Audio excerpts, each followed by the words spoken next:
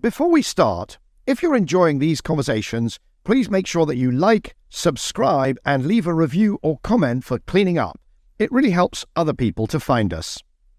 Also, subscribe to us on YouTube or your favorite podcast platform so you never miss an episode, and follow us on Twitter, LinkedIn, or Instagram, where you can watch highlights from each episode, read my takeaways, and keep up with all things Cleaning Up.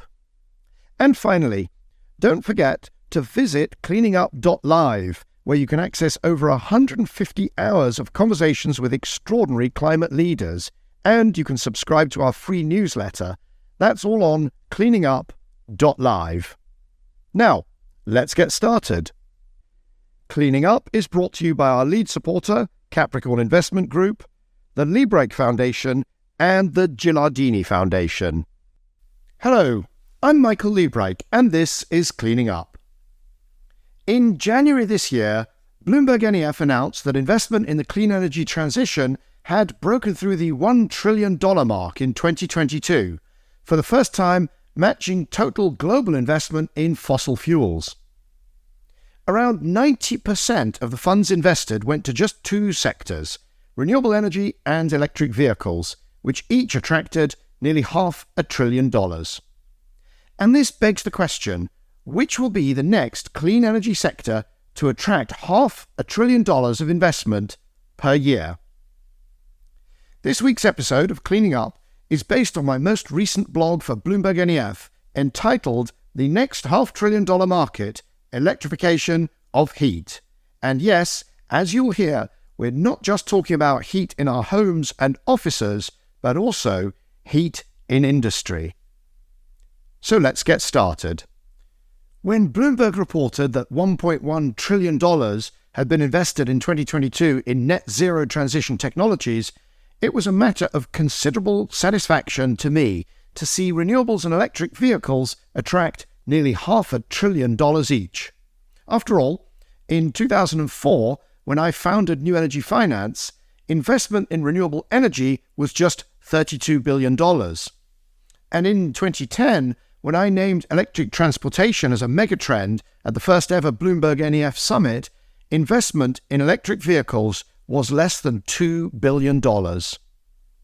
And both of these sectors are set to power on, as I described in my BloombergNEF piece in September last year called The Great Clean Energy Acceleration, which I also recorded as Cleaning Up Audioblog 7. The International Energy Agency is expecting as much renewable capacity to be built in the next 5 years as in the past 2 decades.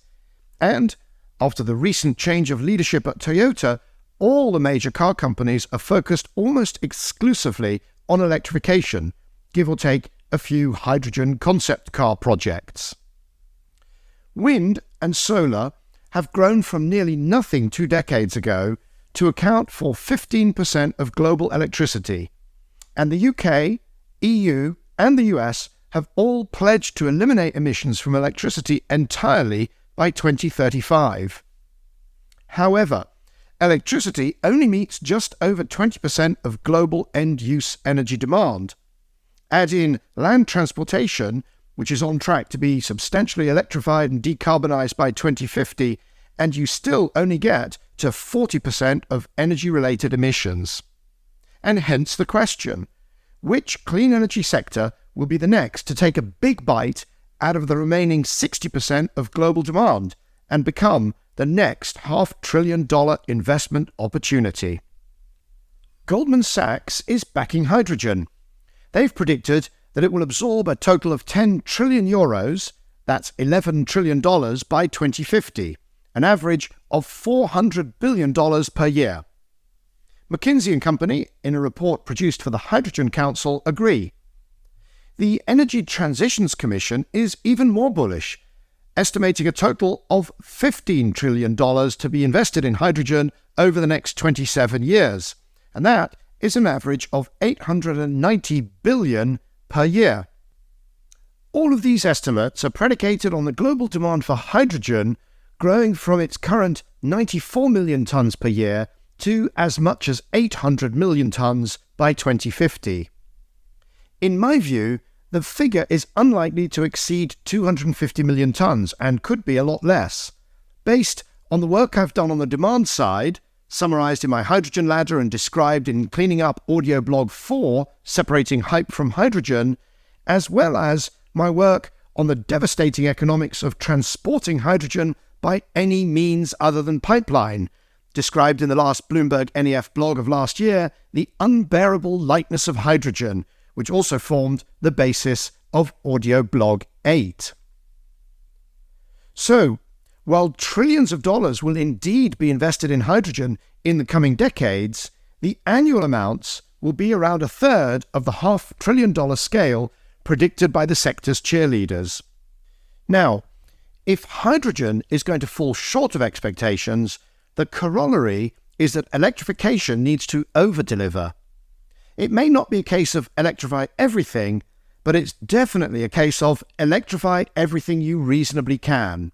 And this means the next sector to take off in a big way is going to be the electrification of heat. Now, before we dive in, there's something I wish more policymakers, economists, and investors understood. Energy has quality as well as quantity. A joule of electricity is worth much more than a joule of low-grade heat, because a joule of electricity can do what's called work, lifting a weight, powering a motor, and so on, while low-grade heat cannot. A joule of electricity is also worth more than a joule of chemical energy, because while a fuel can do work, you first have to put it through a chemical process, during which there are inevitably losses. Scientists call the ability to do work exergy, confusingly also measured in joules. Being efficient does not mean just making the most of energy, it also means making the most of exergy. This is complicated stuff, but bear with me. Let me start with a simple illustration. Say you have a house which you warm with a resistive electric heater. Your neighbour has an identical house, except it also has an elevator. All of the energy used by your neighbour's elevator eventually ends up as heat in its motor or braking as it lowers its loads. So she doesn't have to run her electric heater as hard as you have to run yours. Both of your houses are warm, and you have the same electricity bill. She, however, enjoys the additional benefit of an elevator, because she's extracting work from her electricity before it ends up as heat. She is making better use of exergy. Now, let's apply the same principle not to provide an additional benefit, the elevator, but to reduce energy consumption. Instead of the elevator, suppose your neighbour's house has a heat pump. Again, the energy content of all the electricity she uses ends up as heat, but this time, along the way, it's pumping a working fluid around a circuit in such a way that it moves additional heat into her house from outdoors. Now, she's enjoying the same comfort as you, but with a lower electricity bill. Again, she's making better use of exergy. As we redesign the interplay between heat, electricity, and fuels in the future net zero energy system, we must be efficient in our use of exergy as well as our use of energy. And this means things like not using electricity to make fuels unless you really have to, not using fuels to do work that electricity can do, and not using flames burning at 2000 degrees centigrade to provide low-temperature space heating. If you forget everything else you hear today, please just remember this. All joules are equal, but some joules are more equal than others. Let's get back to that $500 billion question. We are constantly told that there are no silver bullets in the fight against emissions, but the closest thing we have is that heat pump. So elegant are heat pumps that if you were to take the gas currently being used to heat your home and burn it in a power station, you could generate enough electricity to heat 3 homes. That's the reason why all independent studies, 37 of them at the latest count, find that hydrogen has little or no role to play in space heating.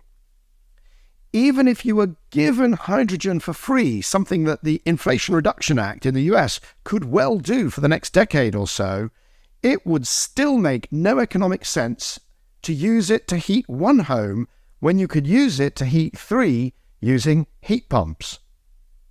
Heat pumps not only deliver energy efficiency and decarbonisation, they also hold the key to eliminating energy-related production of nitrous oxides in the home and in residential neighbourhoods. A recent paper estimated that gas furnaces and open-flame cooking are responsible for 1 in 8 cases of childhood asthma in the US. The figure in the UK is probably twice that because of the enduring popularity of cooking using gas. Over the past few years, the heat pump market has finally begun to take off. The IEA recently released figures showing that global sales grew 11% in 2022, and heat pumps now meet around 10% of all space heating demand worldwide. The European Heat Pump Association reports that installations in Europe have tripled to 3 million over the 6 years to 2022. That's a 20% compound annual growth rate, accelerating to 36% over the past 2 years. The star was Poland, with growth of 120% to 200,000 installations in 2022, whilst the UK brought up the rear. In the US, 4.3 million heat pumps were installed last year, up from 2.3 million in 2015, and for the first time, heat pumps outsold furnaces.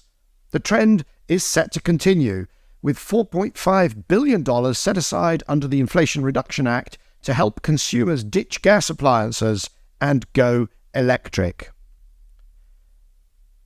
Technological innovation, too, is picking up.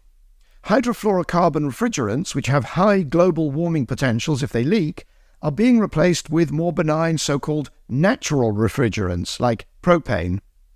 Valent, Bosch, and other manufacturers have launched models that deliver heat efficiently at up to 75 degrees centigrade, removing one of the key excuses for not replacing boilers in older, leakier properties. One reason Europe found it so hard to get off Russian gas last winter was because many district heating systems are fed by gas-powered combined heat and power plants, so-called CHP. But megawatt-scale heat pumps from startups like Star Energy in Scotland and engineering majors like Siemens can upgrade heat from local rivers to 70 degrees centigrade or more to feed these systems, as can a new generation of closed-loop geothermal players.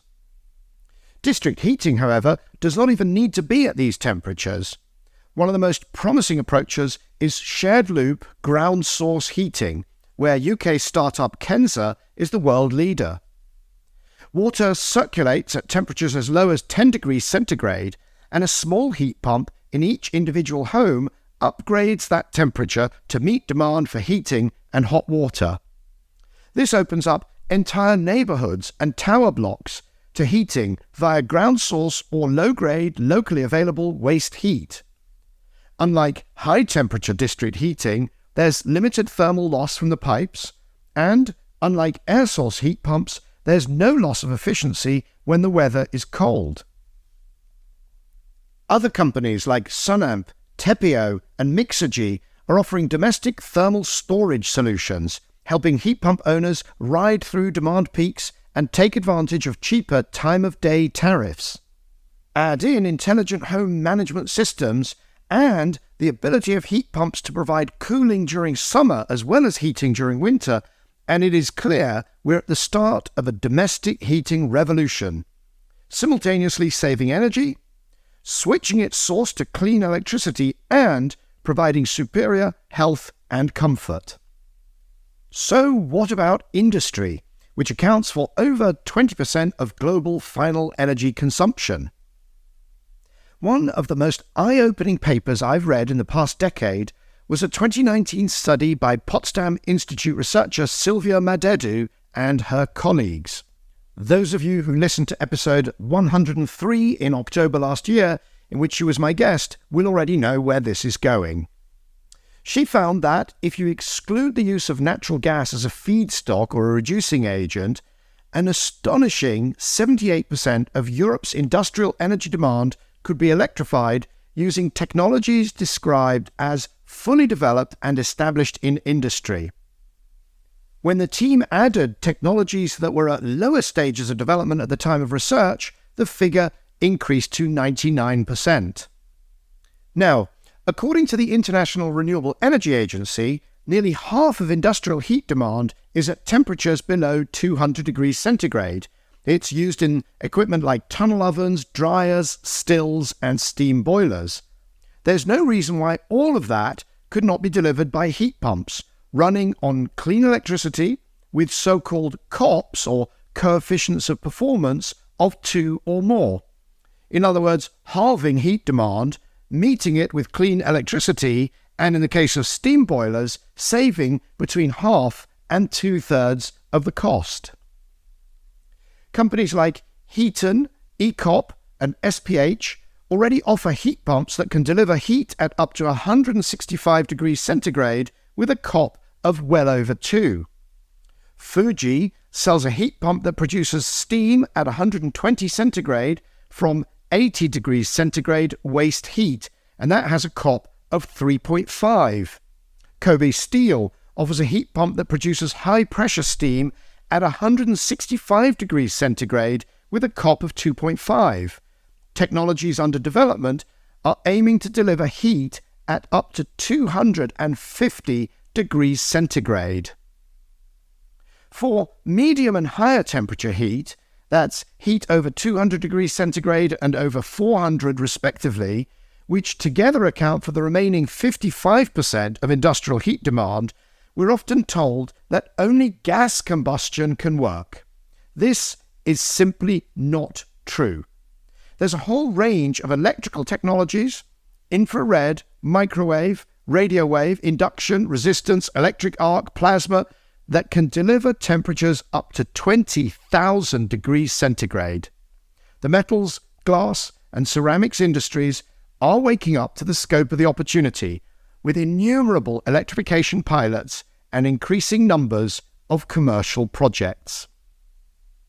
The benefits of switching industry to electrical heating go far beyond just reducing energy demand and carbon intensity. Almost all industrial processes could, once electrified, also be operated at least in part in load-following mode. That means ramped up when solar and wind power is plentiful and ramped down or even switched off when it's not, supporting the grid and earning extra revenues. Rio Tinto's Kitimat aluminium smelter in Canada and Hydro in Norway generate what has been described as considerable revenue by supplying demand-side response services to their respective grids, according to a report by the Institute for Energy Economics and Financial Analysis. New Zealand startup Npot, whose technology is used to optimize 120 smelting pots at Trimet in Essen, Germany, estimates that power demand from aluminium smelting can be flexed up and down by as much as 30%, providing grid firming services at less than a fifth of the cost of pumped hydro. Even when industrial processes cannot themselves be run in batches or flexed up and down in response to power price signals, they may still be able to run on variable power, courtesy of thermal storage. Startups such as Rondo, Energy Nest, and Alumina Energy are working on thermal storage at temperatures up to 1,600 degrees centigrade, high enough for use in cement clinker production, as Rondo is demonstrating with Titan Cement Group. Electrification of cement kilns, being piloted for instance by Mexico's Cemex in partnership with ABB-backed Coolbrook, reduces on-site CO2 emissions by around half, leaving only those produced chemically during calcination. The resulting process emissions are no longer mixed with combustion exhaust, so instead of containing just 25% CO2, the flue gases are nearly pure, enabling them to be sequestered without a costly CO2 separation stage.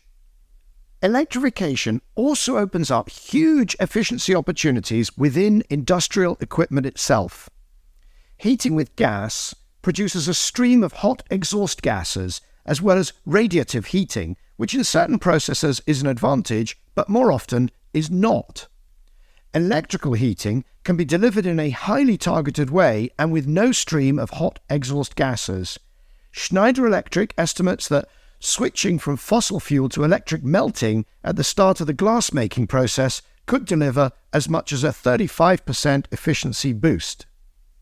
Additive manufacturing, about which we learned from James DeMuth, CEO of Surat Technologies in episode 114, and all of which will be electrically powered, will also unlock dramatic efficiency improvements through the elimination of waste.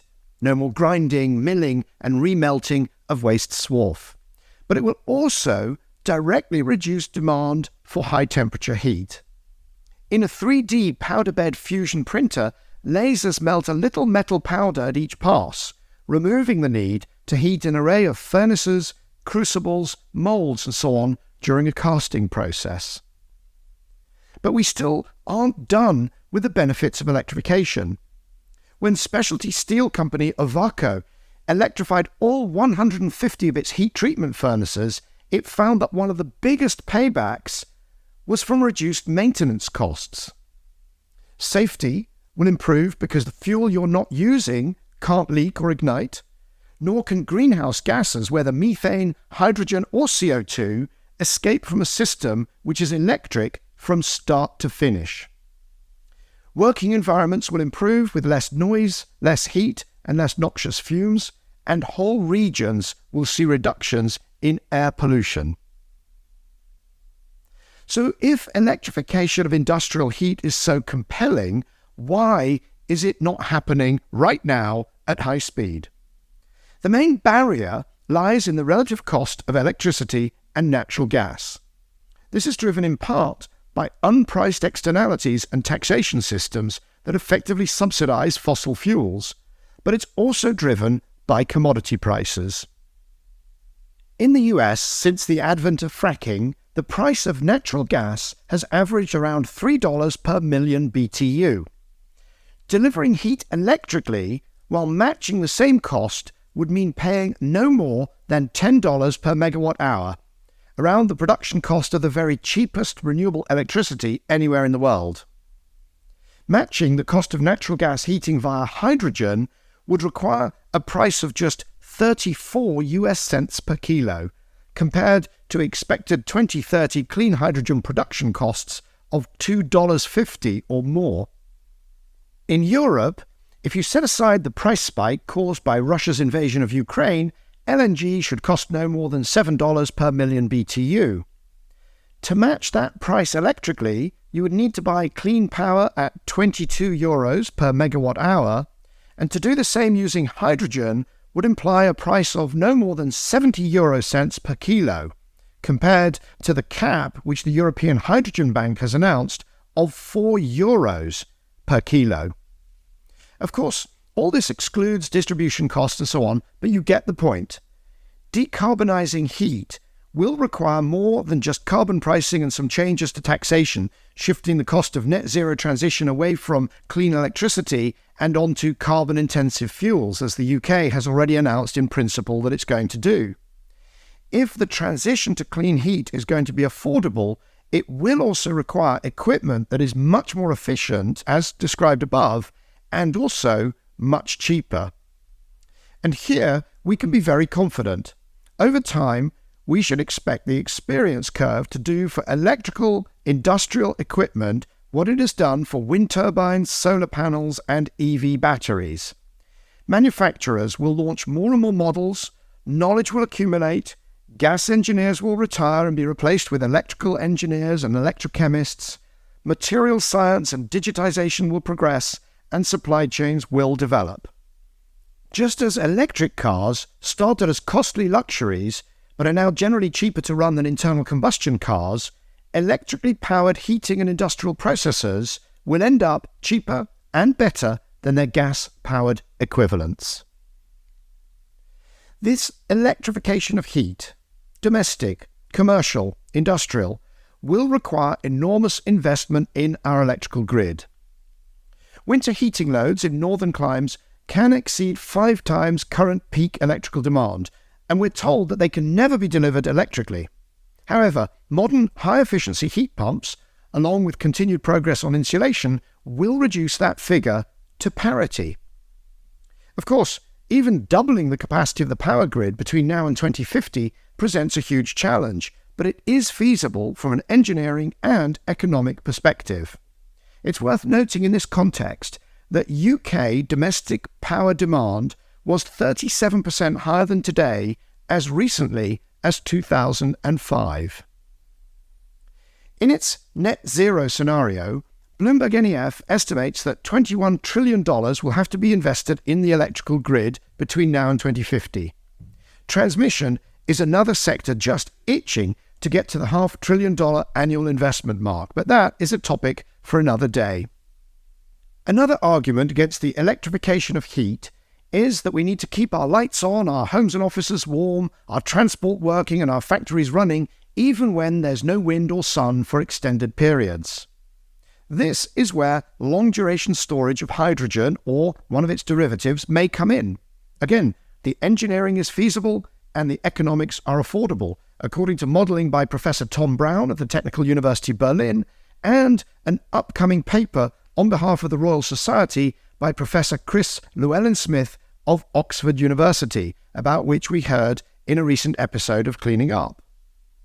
The important thing to note is that even if we end up using stored hydrogen to tide us over times of low wind and solar, this does not mean distributing it to homes and high streets, main streets in the US. It will be far cheaper and safer to store it centrally, generate power centrally, and distribute that via the grid to meet transport and heating demand. A final caveat: Mededu's conclusion about the feasibility of electrifying practically all industrial heat doesn't necessarily translate directly to China and the developing world, which use far more energy to make primary steel. Unlike the electric arc furnace, which is used to recycle scrap steel, this is among the hardest processes to electrify directly, although, even there, both Bill Gates-backed Boston Metals and Australia's Fortescue Future Industries are reporting good progress in the direct electrical reduction of iron ore. Despite all this, the benefits of electrification are so colossal, and the challenge of making and transporting enough clean hydrogen to decarbonize industry so extraordinary, that the eventual electrification of practically all industrial heat seems inevitable. So now let's get back to the original question. How quickly might the electric heating market reach that $500 billion mark? Of the $1.1 trillion BloombergNEF reported being invested in the net zero transition in 2022, electric heating accounted for $64 billion. That's 5.8%, and that's our baseline. And it had a 3-year compound growth rate of 14%. Maintain that, and the sector would hit the $500 billion investment mark by 2037. This, however, would underestimate the size of the eventual opportunity. First of all, last year's BloombergNEF figure included only investment in the heat pumps and heating equipment itself, plus a bit of venture capital activity. The figures for renewable energy, by contrast, included far more than just the wind turbines and solar panels, and the electric transportation figures included the whole vehicle, not just the electric drivetrain. The investment opportunities in the electrification of heat go far beyond just equipment, into software, balance of plant, construction, services, and so on. Secondly, the heating sector sits alongside the market for HVAC, that's heating, ventilation and air conditioning, and cooling. Globally, around $120 billion is invested in air conditioning each year, which increasingly looks like climate-related investment. In the global south, cooling is becoming more essential as the climate warms. In the north, heating and cooling are, as we've seen, converging. Then there's domestic refrigeration, an $80 billion annual industry, and industrial refrigeration at around $50 billion. Add all of these, and you have a market for electric heating and cooling that is already attracting annual investment volumes of over $300 billion. Improving living standards and the drive for net zero, along with the need for energy efficiency, mean we're likely to see long-term growth across the board. Assume that electrical heating maintains its current 14% growth rate, while the rest of HVAC and refrigeration grows at 5%, and the combined opportunity will reach that $500 billion mark as soon as 2030. So there you have it. Within a decade, the electrification of industrial and space heating, intertwined with the cooling and refrigeration sectors, and deeply integrated into the electrical grid and power markets. This will emerge as the next $500 billion clean energy investment opportunity. And by that point, I expect total annual investment in the net zero transition to have broken through the $2.5 trillion mark. As the saying goes, $500 billion here and a few trillion there, and pretty soon you're talking real money. Sila, and thank you for listening. If you want more from Cleaning Up, you can follow us on Twitter, Instagram, or LinkedIn for news, highlights, my takes, and discussion. And do sign up for our free newsletter at cleaningup.live, where you'll find our archive of over 150 hours of conversation with extraordinary climate leaders. That's all on cleaningup.live. And finally, why not help someone else learn more about the net zero transition by introducing them to Cleaning Up? Cleaning Up is brought to you by our lead supporter, Capricorn Investment Group, the Lee Brake Foundation, and the Gilardini Foundation.